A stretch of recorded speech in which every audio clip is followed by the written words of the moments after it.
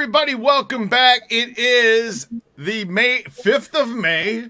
May the 5th of May is here, so it's the May 5th and of 2021. Welcome back to Mob Vlog. It's Rednesday, and we have Red Wemette with us today. So thank you guys all for being here, and welcome back, Mob Vlog.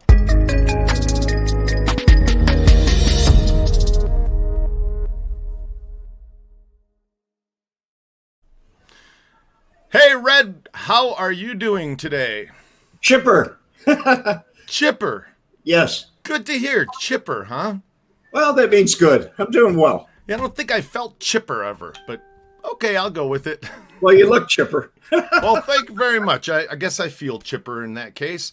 How's everybody doing today? I just want to say hello, American Gangster. You're here. You were here last night. Anthony DiMartini, Pam Rudnick, Hank Hill, Philip Wright, Dave Grimp, Tim Halverson, Mike Alexander, Scott H. What's up, man? American Gangster, Calzone83. Holy cow, you guys are all checking in here. Cindy, Workman, Bob Dog, Adam Ritchie. What's happening? There's Don Pozzalo. Pozzalo. Pam says hi. Yes, Sean Pender. All of you guys, what's going on? Strolling86. I hope that you guys are having as good of a Wednesday as I'm having. And Red, for that matter, because he's chipper. I believe that's an English term. Okay. What's going on? Scott, Side Honky, Carl Foster, South Side. Anyway, it's great to see you guys. Last night, I did a live. In case you missed it, it wasn't scheduled or planned or anything. But David Bowman came to town, and he wrote the Bringing Down Cullotta. So I interviewed him about the book, and it's the second time he's been on here. So pretty interesting stuff. If you guys missed the interview, check it out in the description below. There's a link down there. You guys can hit it. Sonny Zaro, got your text earlier, man. Dude, I would love a Green River and an Italian beef sandwich right now. But I'm doing this keto thing right now, Sonny. So, because I'm trying to thin down, get rid of some of my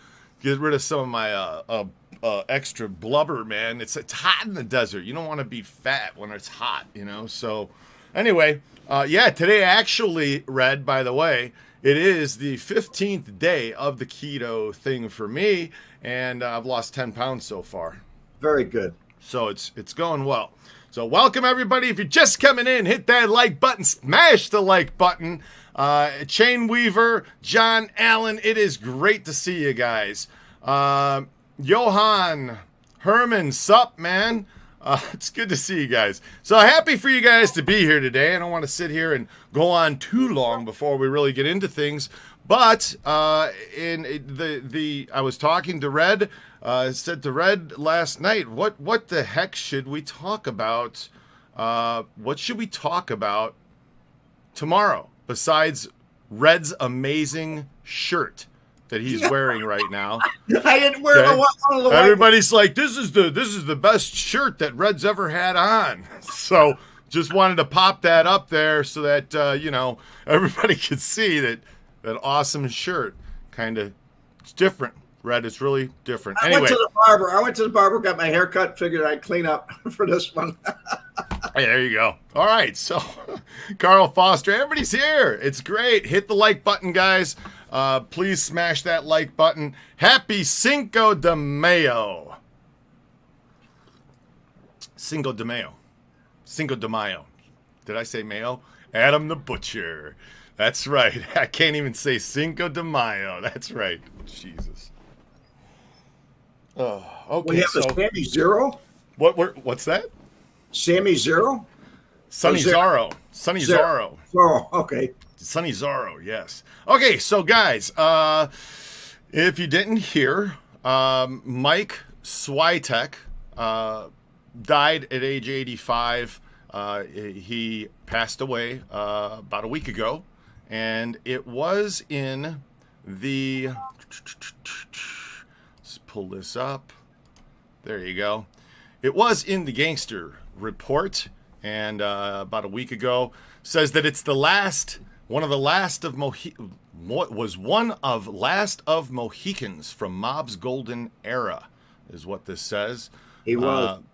Scott Bernstein wrote this April 29th this year. He called him Bushelhead. Said he died of a respiratory ailment at age 85. And as you guys know, Frank was very good friends. Frank Cullotta was very good friends with Mike Swiatek. They worked together. They stole together.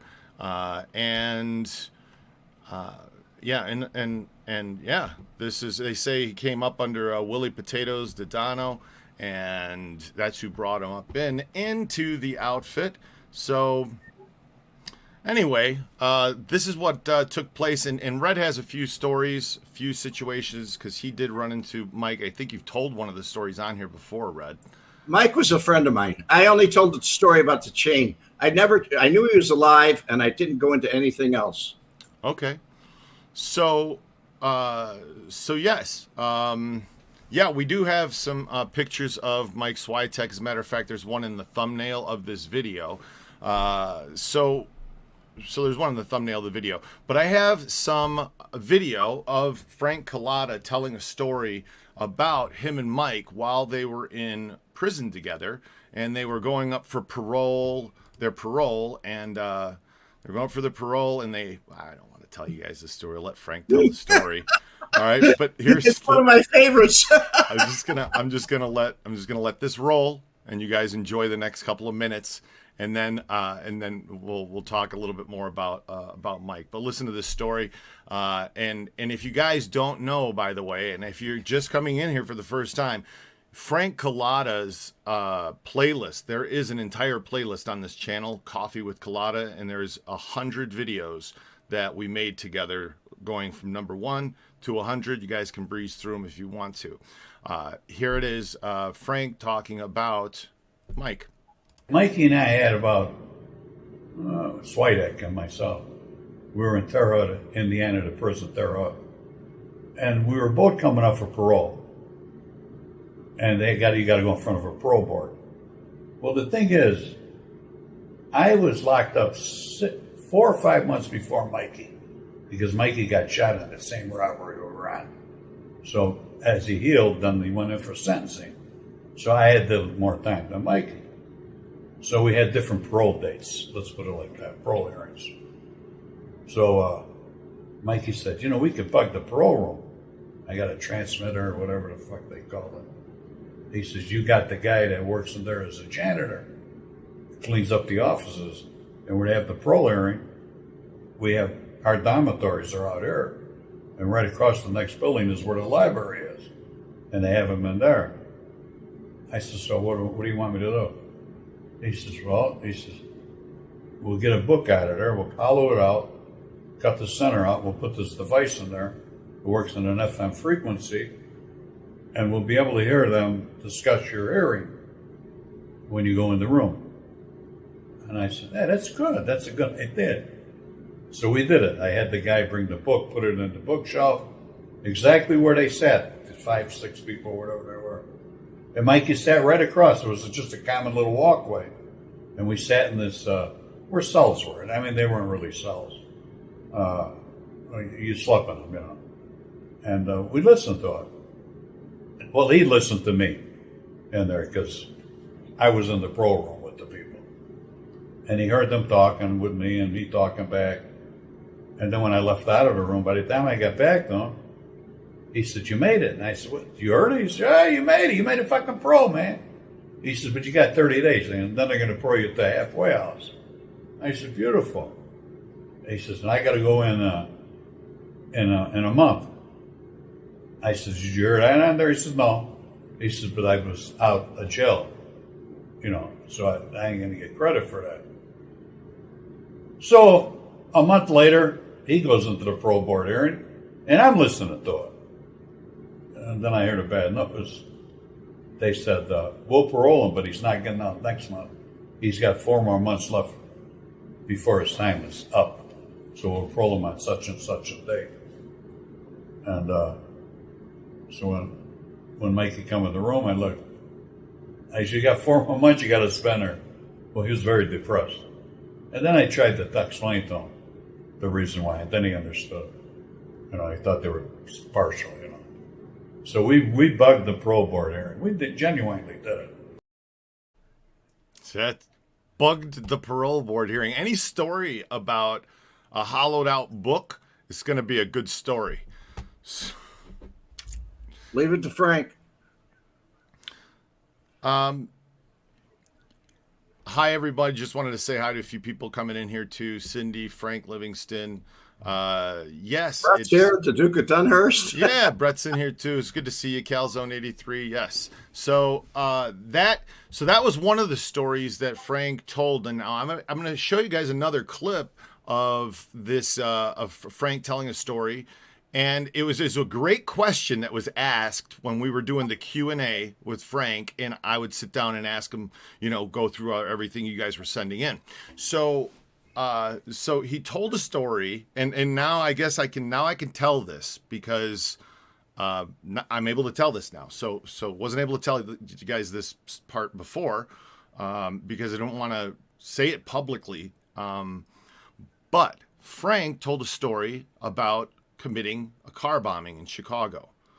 And he said in this story that it was snowing out, it was wintertime, and that him and Mike Swiatek, Bushelhead, did this particular car bombing. Well, we put the story up there. It went live on YouTube, and it had been a few hours after it was live.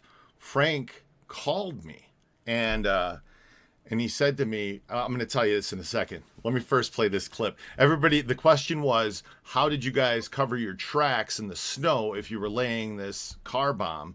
And then this guy, when he came out of his house, he would have seen that there was tracks in the snow around the car. It was a great question. Legit. So here was the answer. Yeah, I know you were going to say that. I know the world would say that. It was snowing.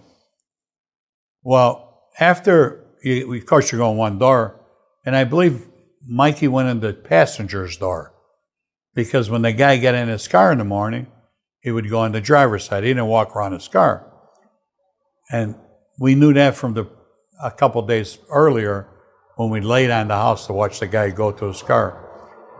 So Mikey went through the passenger side, laid on the seat, and he had this thing that showed you the hot wires and cold wires, set the bomb underneath the driver's side, and hooked up the wire to the ignition. Remember back then, it was all wires. They weren't locked in a case box or anything.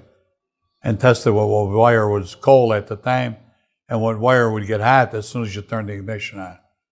Then he would place the blasting cap in the canister of dynamite, get out the door, and then we would start to level out the ground, the snow.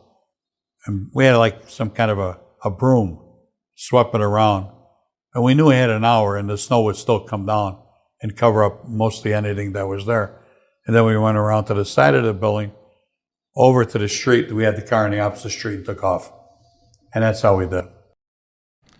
So after this aired, the first one of him telling the story about this, he called me up later that night and said, oh no. He said, I hope we didn't stir up anything or cause any problems. And I said, what are you talking about? Why? He said, well, I mentioned Mike was there with me doing it. He was never brought down on an indictment for it.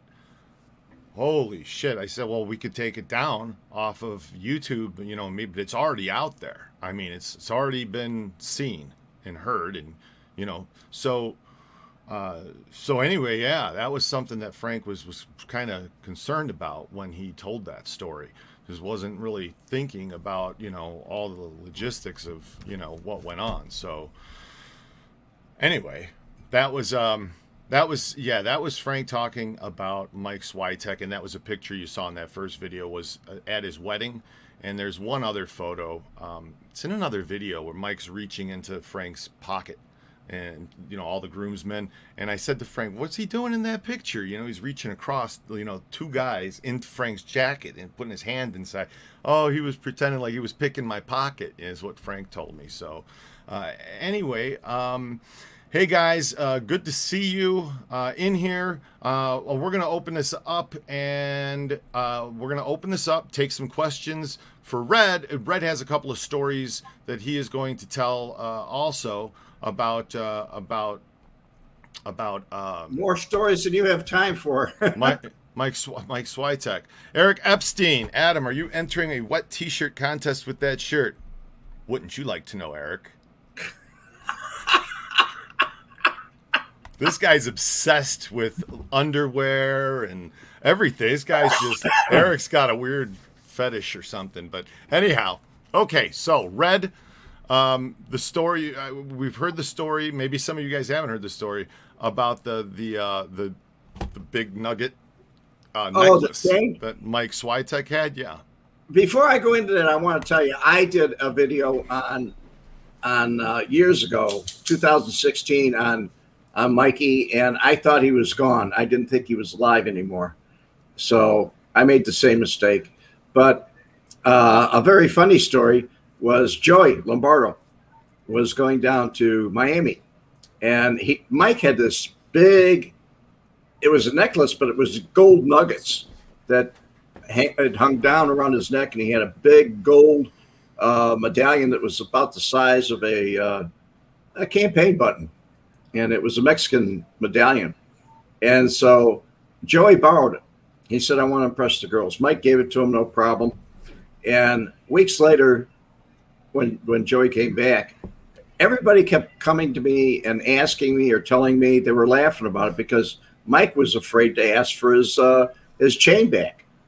He'd made hints about it, but it just never happened. And what finally happened was, at the end of the line, was he did ask for it back. It was maybe months later.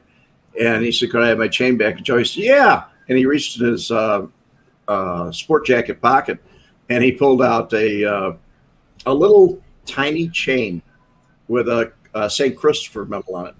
And he handed it to Mike, and Mike looked at it and said, what's this? And he said, that's your necklace. And he said, no, mine was big gold nuggets. And this thing was like really fine, like you might find in a religious shop or something like that.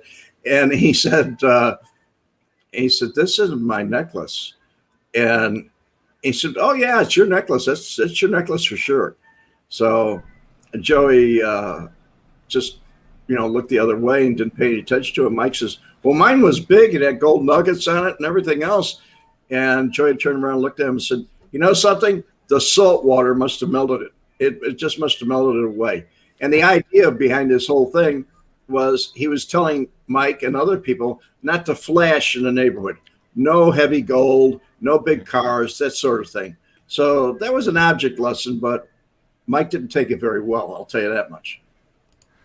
Wow. So, Luminous Grin, thank you very much. Appreciate you and glad that you're enjoying the content. So was Swiatek Polish? I believe that yes, he Mike was. Swiatek was Polish. I recall Frank telling me that before he told me Mike's name, he told me that he used to steal, because I told him I was mainly Polish, and he was like, oh, I used to steal with one of the best thieves ever, smartest guys ever that I worked with, and he was talking about Mike. I'm pretty certain. Mike used to steal with Joey years back. He was with Joey Lombardo. They used to steal together. They did the Dunhill robbery, where they stole all the lighters and everything. Everybody got a Dunhill. Even me, I got a Dunhill. Somebody gave it to me. Was it pure gold? American Gangster wants to know. Pure gold? I don't know if it was pure gold, but it was gold. At that time, they sold for about maybe $1,200. And that was way back in the 70s. Wow. Calzone83 says he thinks Mikey was only Italian on his mother's side. His dad was Polish. I believe that Swiatek is a Polish name, so I'm almost 100% sure. You are. It is a Polish name. He was Polish. We used to make Polak jokes about him. Mm-hmm. He had a good sense of humor. He really did. Watch it now. You can't do that, Red. I could tell Polak jokes because I'm racist.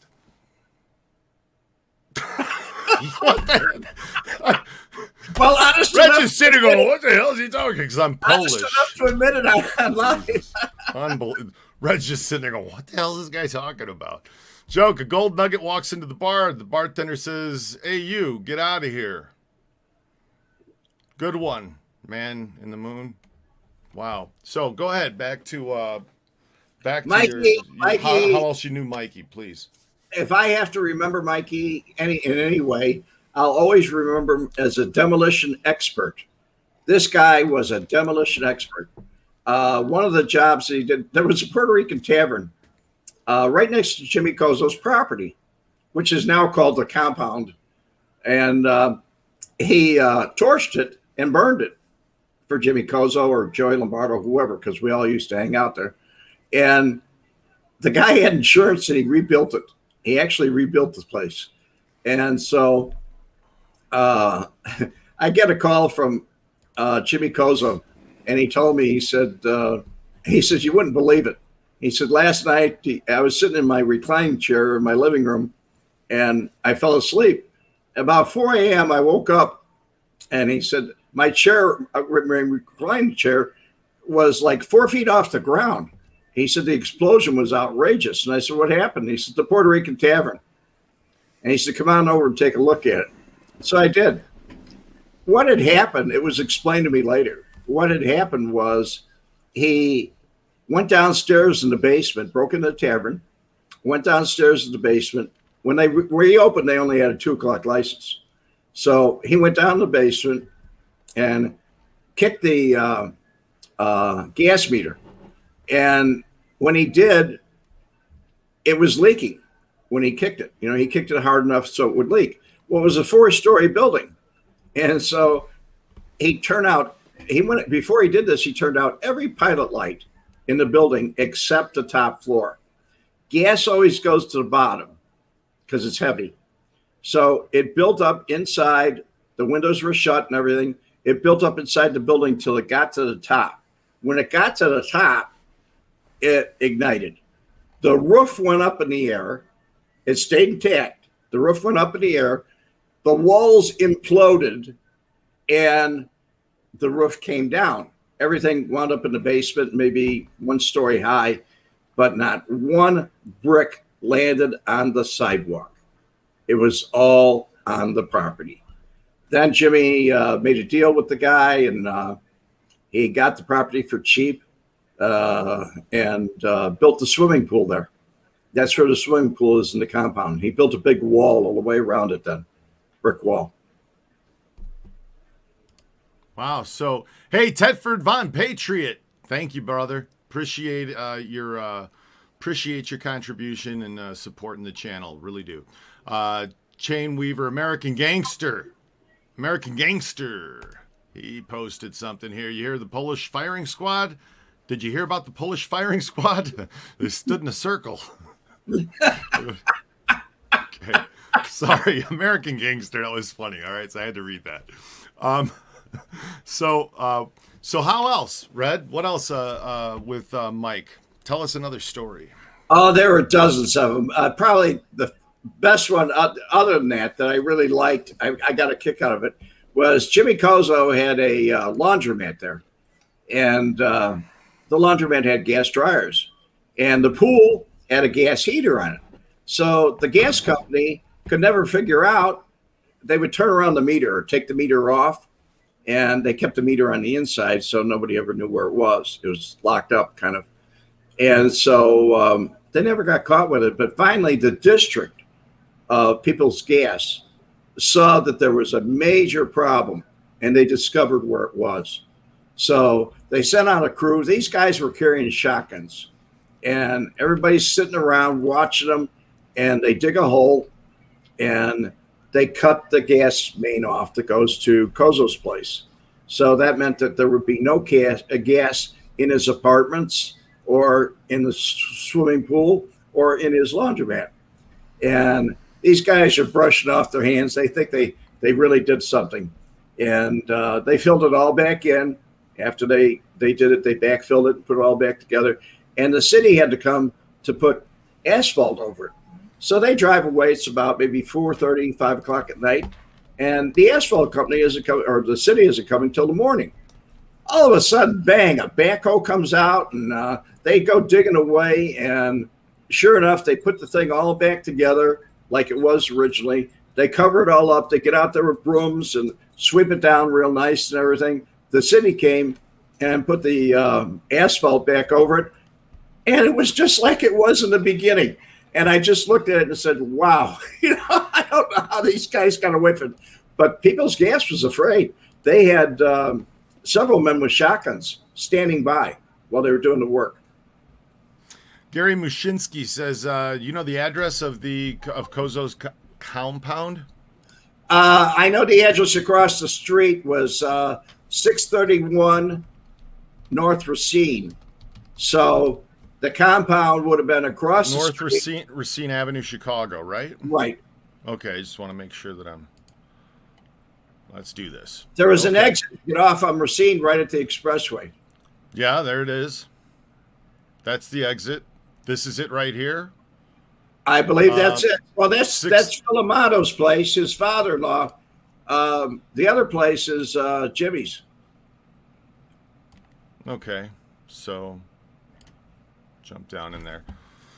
There it is. So it was this place here? No. Move around a little bit, Adam. I'll show it to you. Okay. Now that corner was Kozo's right there. He had a used car lot on that corner. 613 is to the right there on the screen. But this building. No, that's you got to go back down Racine the other way.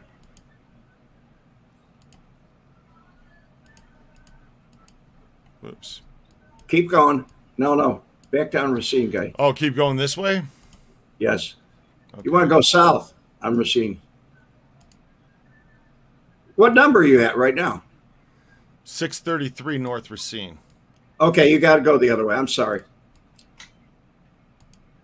631 would be on the other side. 633 North Racine, 633 North Racine. 631 North Racine. That's where we are right now. Is that on the right? Yeah, I mean, that's... Okay, well, across the street, if that's 631, directly across the street, there used to be an alley there. The alley's probably still there. But that was Kozo's. Okay. And if you look at it from the other side, if you go down around the other side, you can still see the bricks along Grand Avenue because the whole wall is bricks. And the pool's still there. Really? Yeah, but his building was made into condos. Uh-huh. That's the old laundromat. That's the old laundromat right there. Oh, yeah? Yeah. This building here, the red one? No, the one story. Oh, okay. And he lived up in here. He lived up in there. Up in here? Yes. Okay. Jimmy did. Well, all right. Well, hey, Gary, I hope that answers your question. There, that was You fun. can't miss the bricks there. They're red bricks, and they use gray mortar or dark mortar, charcoal gray. That was their signature. That's the way they did my building for me. Interesting. Wow. I'm just going through here and trying to still stay on subject here before we open up the forum, guys. But if you have any questions that are about Mike Swiatek, please let's stay on those and for at least 10 more minutes. And, I would like to say I liked Mikey. Mikey was a very nice guy. He was a bodybuilder. He was in great shape. Construction worker. He'd grab a chop saw and pick it up and cut a hole right through a wall. He was bad. Scott H wants to know, was Mike the technical expert, the guy that modified work cars and got military radios and stuff? Yes. Okay.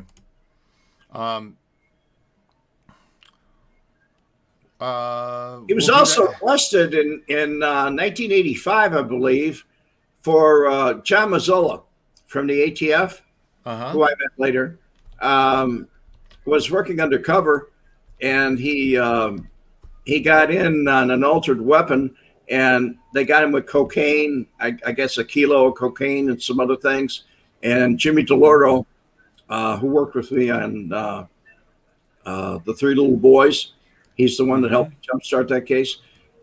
He came over and we met at a place, Madison and Halstead. We met Holiday Inn, and he came in and he said, "What can you tell me about Mike? What can you tell me about the whole crew?" And so I really didn't have that much to say to him. But later on, when we were going over things, he said, "How do you know all these horse people?" And he said, "I thought you only hung out with the mob guys. I didn't know you know all these horse." And I said, "Well, I kind of got around, and we became good friends after that." Okay. Well, it's interesting here. Fawn La Rocco says, go to 531 North Racine, Chicago. What's at 531 North? What? Jimmy's place. Or no, 531. Okay, 531. That's his building. That's his building right there. This building right here? And right over here go over to the left is the swimming pool. See where the door is? The other side. There you go. That's here. Swimming pool is. Yep. Okay, right back here, huh? Yep. See those gates? Yeah. Oh, there's the top of the pool right there, the slide. This building when it went off. He was in that. If you put the arrow up here. Okay. Jimmy Kozo was in that building when it went off. Wow. And all these are steel doors. I mean, it's very secure. Yeah, it looks like you definitely is a place that, Beautiful pool behind that wall. Has a big swimming pool, and on the bottom of it says Budweiser beer, and the wall itself on the inside says Casa de Villa de Cozo. Casa de Villa de Cozo says that on the inside of the wall. I wonder if it still says that. I don't know. Or who? I think the building changed hands several times now. Good question. I was just going to ask this too. Man in the Moon. Why did they call Swiatek Bushelhead? He had very curly hair, and in the 70s he kind of wore it like a short afro. It was a bushel of hair. He never combed it. I mean, it was, if he did comb it, you didn't know about it because it was all over the place. Did Mike did he drive downtown for the Sun Times as his night job or front? I don't know. I really don't. I know he worked for the city a couple times, and he worked for the county. He'd take political jobs because they took care of him because he did the heavy work. He did a lot of heavy work. Sure. And he was a good. He also stole with Pansco. Oh, with peanuts? Yeah. That's how he came up. I think they all came up that way as thieves. Says that he also did an armed truck robbery with that got busted, $15,000 armed truck robbery, I believe I read. I think that was, yeah. Yeah, I think so. Guys, if you want, we can kind of open up the forum. So I'm going to read a couple, go back here, some people. Don Berlin.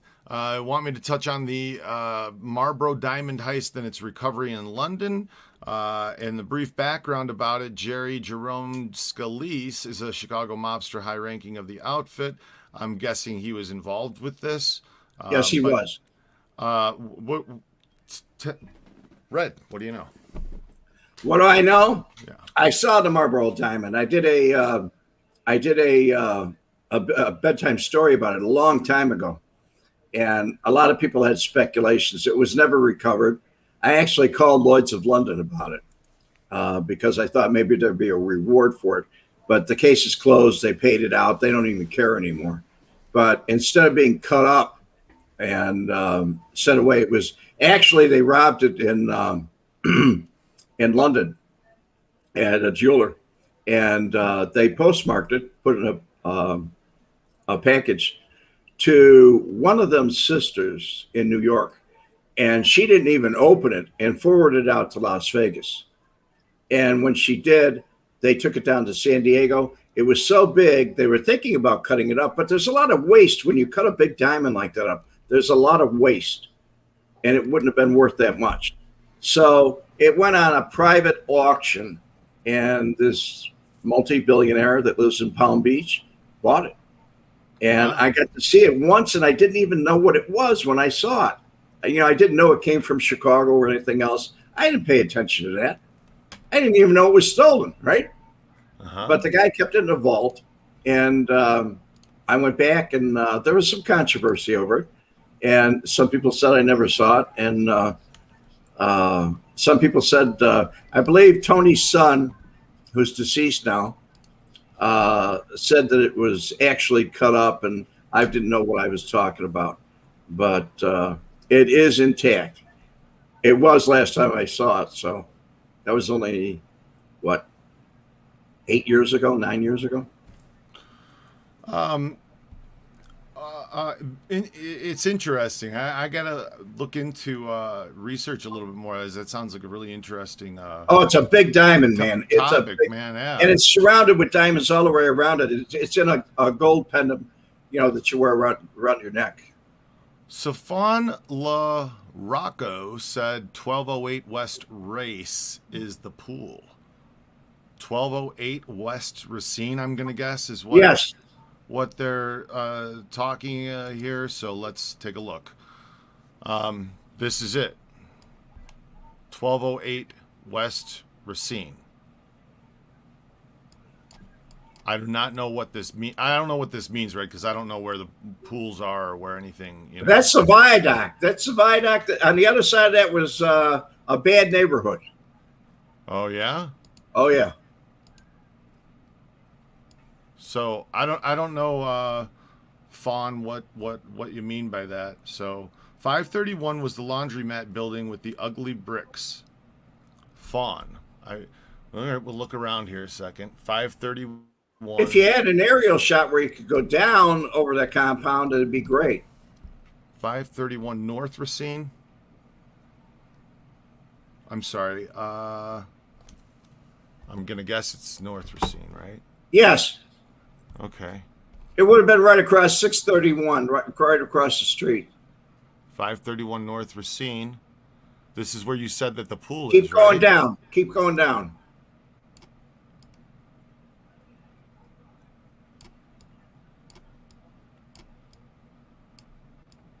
There's the pool. Whoops. Where? Right there. See it? Mart Anthony's Italian takeout delivery? Over here? No. I'm not seeing it, Red.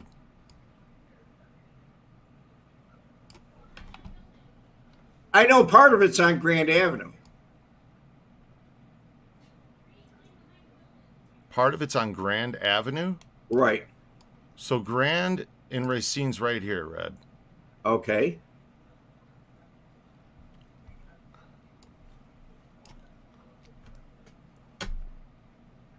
This is Grand and Racine. Hit the corners. There you go. If you went down this way, it would be on the left, I think. You had it before. That was a picture. Yeah, I know. We were sitting right by where you said it was. I should have jumped up and did an aerial view then. I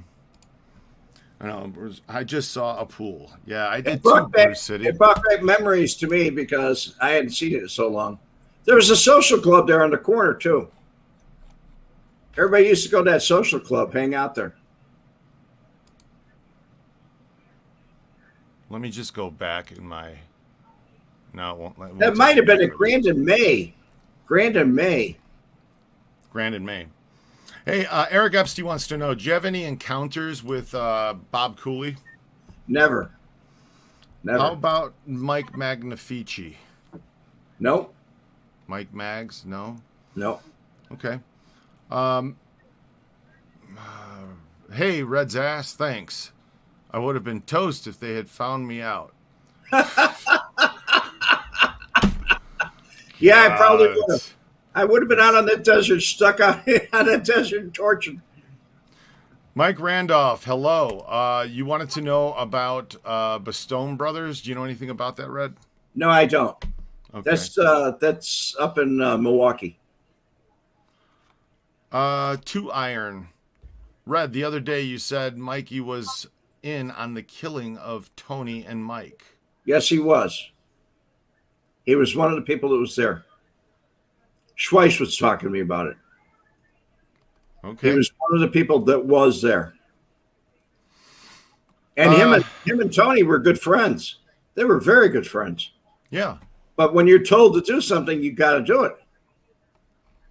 Jeez. Did you ever meet Tony Ricardo or Ayupa in person? Neither one of them. That was way up the ladder. I don't think many people did on my echelon. I mean, it was even for Joey Lombardo to have a sit down with Tony Ricardo, he'd have to go through Ayupa and I don't know how many other people, Jackie Cerrone and everything. It wasn't easy to get to those people. Dr. Adolphus Radler, greetings from Ireland. Hello from Ireland. And the mask, I get a kick out of that. That was the mask with the Cher was in that. Cher movie, right? Yeah. Cher was in that. That was that. I remember that was an '80s movie. And I had that big mask. I like that kid. I really like that kid. He had a lot of heart. He really did. He put up a lot. He didn't really look that way, right? No. Well, in real life, he had a disease. It was, I forgot the name of it. It's been so long, but he grew too fast and he had this disease. It was a bone disease. And he died in the movie. And it was a true story. That is a true story. I did not know that. Jeez. It's one of the reasons I liked it. I like true stories. Okay, JS, how many kills for Swiatek? What do you think, Red? Do you have? I have no idea. He kept his mouth shut. He didn't talk about that. Man in the Moon. How about the disappearance of Anthony Zizzo? Zizzo? He's dead. I can tell you that. He was up on some charges, some state charges for gambling, and his second time around, and they thought he'd be a weak link and talk in Family Secrets.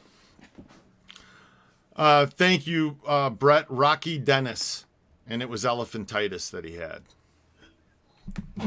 Thanks for saying, letting us know that. Josh and Jesus. Well, Red, what was Ballesteri's reputation in outfit circles?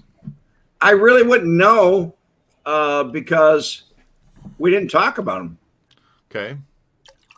If you guys are just getting in here, be sure to hit that like button. Smash the like button, guys. Smash it, all right? And if you guys haven't subscribed to the channel, now's your chance.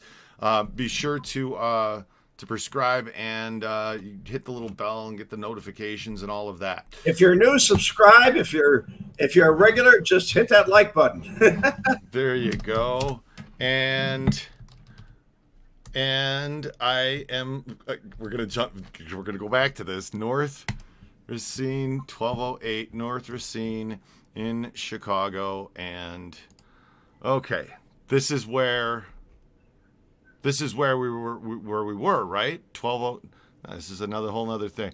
I do not know, Fawn. I don't know. I know the condos that are in there are selling for a fortune now. Yeah.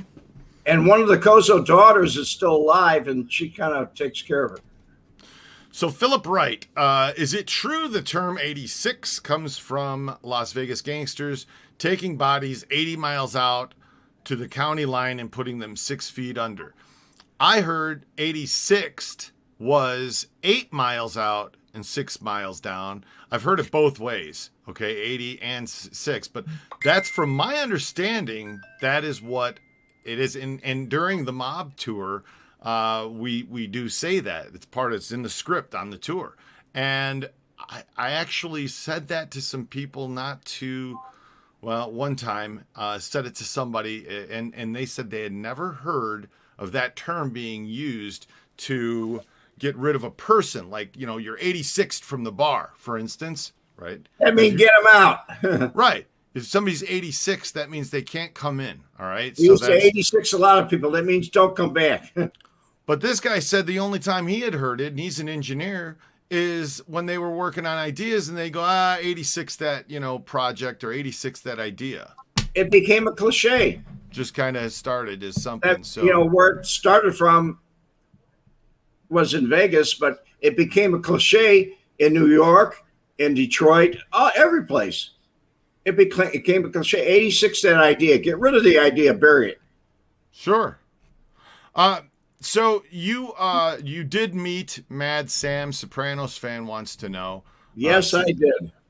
Okay. We did a whole show about it. We'll put a card up here for Look you it up. guys. Yeah, look up Adam's show Going on to the it, playlist. Yeah. Yeah. It's on there. I mean, we talked a whole thing. So Devin Morrell is going to agree. It's 8 miles out, 6 feet down. That's correct. Yeah. And okay, so David Grimp, how about getting Frank Calabrese Jr. on your show? The Calabrese family had a compound in Elmwood Park. I called Frank Calabrese and I invited him to come do an interview, and we talked back and forth a few times. We texted back and forth. He said he was going to come to town. He said, but I never got an opportunity. I'd love to. So He did, yeah, he did several. He did Paul Whitcomb. He did a lot of people. He just doesn't do you. So, but anyway, so that's that, David. Jono, did you get your Doberman from Kenny Hansen? Yes, the first one I got it from Beverly, not from Kenny. The first one, my first Duchess, I got from Beverly, and I became an AKC breeder, and I bred Dobes, and she was a great dog. She really was. She produced a lot of beautiful dogs. So now we know how 86 came to be, and Tedford Von Patriot wants to know where 69 came from. You can answer that, Adam. You were the one in the porn business, all right?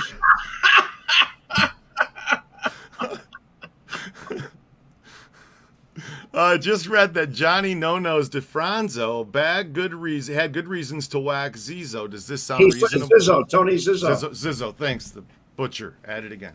Zizzo. He would have good reason to order it. I don't think he did it himself. Oh, okay. So he was in charge at the time. Hey, Frank Calabrese Jr. I was one bad Mamo Jama. I don't know if this is really Frank Calabrese Jr. or if somebody just put up a name. Well, it's got an R on it, so I don't think it is. I don't think so either.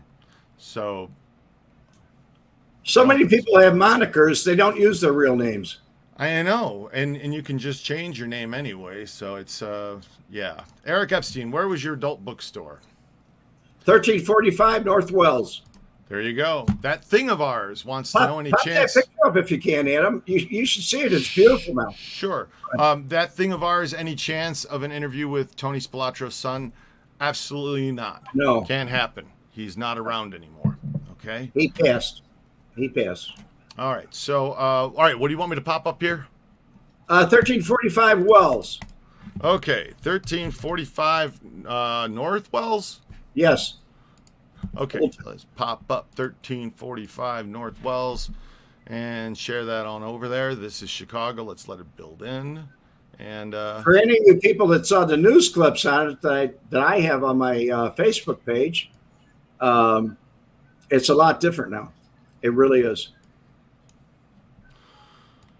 So this is it, and I'm not even gonna. Yeah, there. Yes. You're close. That was Evergreen. I'm getting there here. I'm getting there. Should be jumping in. There we go. Okay, so here it is.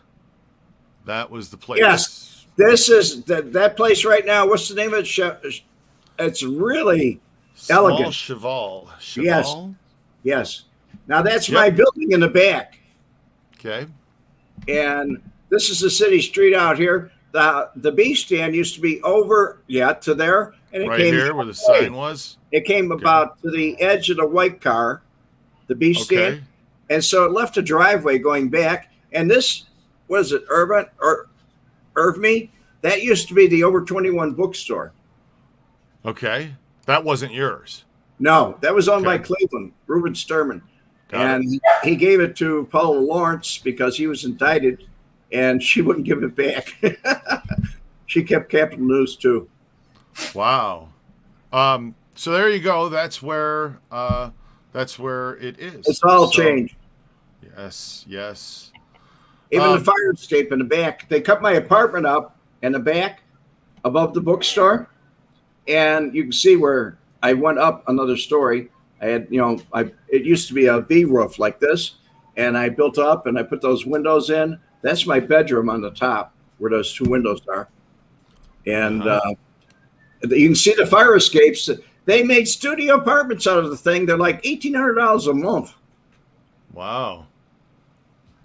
And they put those doors in. Jeez. I built that porch myself to the right. See that wall? To the right? Yes.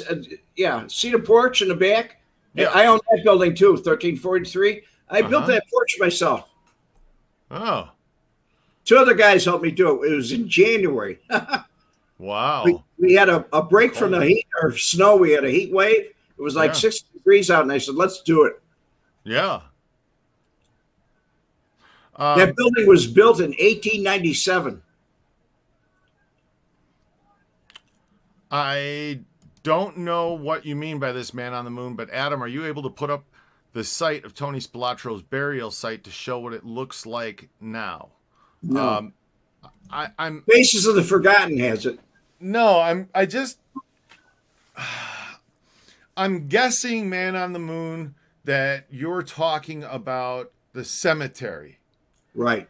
You're not talking about Queen of Heaven. Yes, right? Because and yes, I can do that. I did when I was in Chicago, shot some video, and I can put some photos and whatnot up for you. I'll share them on the Facebook page. So if you want to take a look at them. Another channel, Faces of the Forgotten, has it. Ah, okay, there you go. And Faces of the Forgotten updates their stuff. He's constantly going around. So, the Over 21 bookstore. We caused more pregnancies than Wilt Chamberlain. Probably. Wow.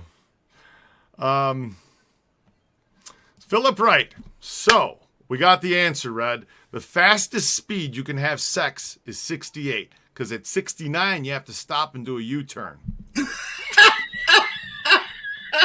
Okay, I'll buy that one. All right. That's fine. Dennis Paulson. Interesting note. Tony Spilatra obtained the first Subway franchise in Las Vegas. It was located across the street from his main fast food restaurant on Sands Avenue. Tony's son was generally operating it. The first Subway. Very interesting, Dennis. I never knew that. New facts. I never heard that, and I'm guessing that you're giving me firsthand information. So awesome. I never knew that. That's very interesting. First Subway franchise. Probably got the idea from Hoagies. Possibly, yeah, right? Eric Epstein, what was the Admiral Theater mob owned? Yes, it was. Going all the way back to Milwaukee Phil. Actually, Frank Schweiss was involved in. He claimed he was the real owner, and Pat Ricciardi, who used to collect from the Bijou, which he'd come down the alley behind us and collect from them. He actually ran it, and Frank murdered him in '86 because he said he was rat holing. He wasn't turning in all the money. I feel partially responsible for that because I broke into the back of the Bijou and I looked in their safe to see how much money they were making. And when I went back and told Frank how much money they were making, he said, "Can you run that place?" He said, "We're taking this guy out." And that's when him and Wayne Box started clocking him, and they were gonna kill him. They'd already gotten Paul Gonski. He was one of the owners at one time. The Three Penny Cinema, there was a bunch of them that they all owned. Yeah. They were all mob owned. David Grimp, Frank Calabrese Jr. is back in Chicago now doing his tours. All right, good, excellent. So Good form. Hey, as a matter of fact, that was something else I wanted to announce, and that is June 1st, Vegas Specialty Tours is officially reopening. So June 1st, the Vegas Mob Tour is going to be running. The Vegas History Tour is going to be running. The Good Springs Ghost Hunt and the Haunted Vegas Tour, if you're into the ghost stuff. Or if you're into history, they're great tours as well. So all of that's going to be going. We during this downtime, I revamped the Vegas Mob Tour. Now, that tour has been running for 15 years now. And it's been running for 15 years now. I was the original tour guide for it when I first moved to town and knew absolutely nothing about the mob, which now I can say that I know a little more than absolutely nothing about. Adam, tell the audience about your comment about the gold rush. The Gold Rush Jewelry Store. You were passing it, and you were on the mic, and you were telling people that's where your jewelry may be, or something. All right, you know, so here's the thing, okay? Here's the thing. People come to Vegas, they want to be entertained. They do. They want to be entertained. And I like making people laugh. I like to laugh myself. I like to laugh because it feels good. So when I was doing the tour, when the tour first opened, Frank was a consultant for the company, and as well as Dennis Griffin and Dennis Arnoldy. All three of them were consultants, so that we would get all of the information as accurate and as authentic as possible on this tour. So anyway, I got let go from the tour because Frank got mad at me. And some of you heard this story before, but here's one of the things that I used to say during the tour, which is not true at all. Okay, although I've heard otherwise, but it was done for convenient purposes. We would go past where the Gold Rush Jewelry Store used to be, and we would go past the jewelry store where it was, and I would say, "This is where Tony's jewelry store was, and this is where they resold all the stolen goods, the stolen jewelry."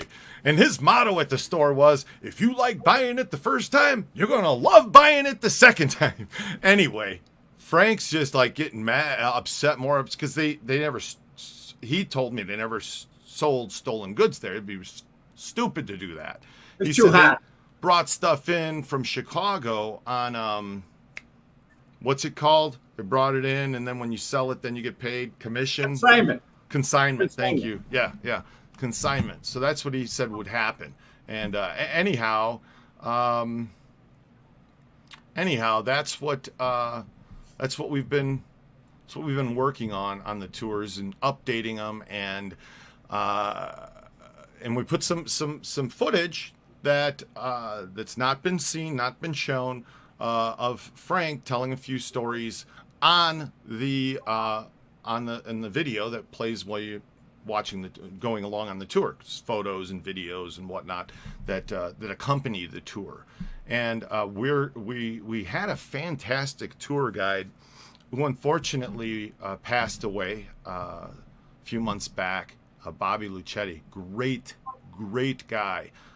He was from the East Coast. Man, he had the accent. He sounded like they played the part. He was kind of a shifty guy anyway, but he used to be a card counter in Atlantic City. He had a really interesting past. And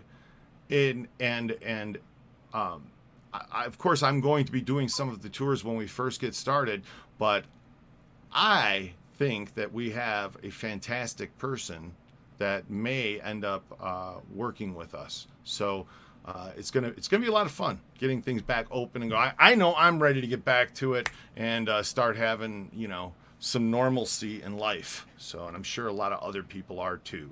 So, because the phone, we've lost a lot of people. We've lost a lot of people since 2019. Mm-hmm. Boy, what a crazy scene. Crazy year. Just unbelievable. Stephen Healy, happy Rednesday, man. It's good to see you.